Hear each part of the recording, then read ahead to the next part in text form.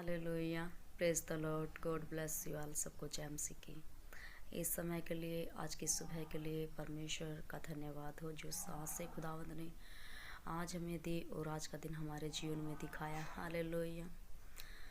मेरा मन था कि मैं आप सबसे बात करूं, तो मेरा कई दिन से परमेश्वर बोल रहा था कि मैं आप सबसे एक बात कहूँ। हालेलुया। वो ये है कि जब हम अपने दुखों में होते हैं तो हम परमेश्वर को याद नहीं करते। तो मेरा मानना है, और परमेश्वर के दासों ने भी बाइबल में लिखा है कि पौलुस और सिलास जब बंदी गृह में थे तो उन्होंने अपने दुख को भूलकर तब भी परमेश्वर को आराधना दी, तब भी परमेश्वर की महिमा की, और उस आराधना के द्वारा उनके बंधन टूट गए थे। हालेलुया।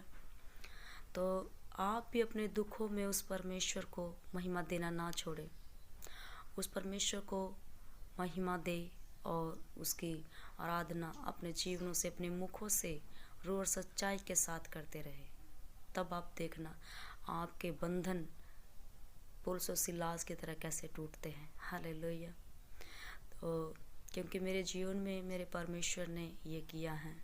जब मैंने हालेलुया। तो वचन को तो देखो हम सब जानते हैं और पढ़ते हैं, लेकिन जब हमें कोई समझाने वाला ना होगा तो हम कैसे समझेंगे। हालेलुया। तो हमें कोई समझाने वाला भी होना चाहिए।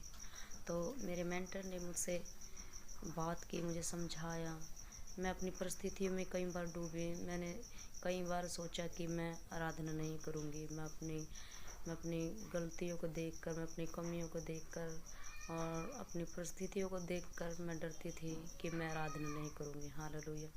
लेकिन मेरे परमेश्वर ने मुझे हिम्मत दी अपने दास के द्वारा, और मुझे ये बताया, ये सिखाया कि आराधना एक ऐसा हथियार है जो हर एक बंधन को तोड़ने की सामर्थ्य रखता है। हालेलुया। तो मेरे प्यारे भाई बहनों, आप कभी भी आराधना करना ना छोड़ें।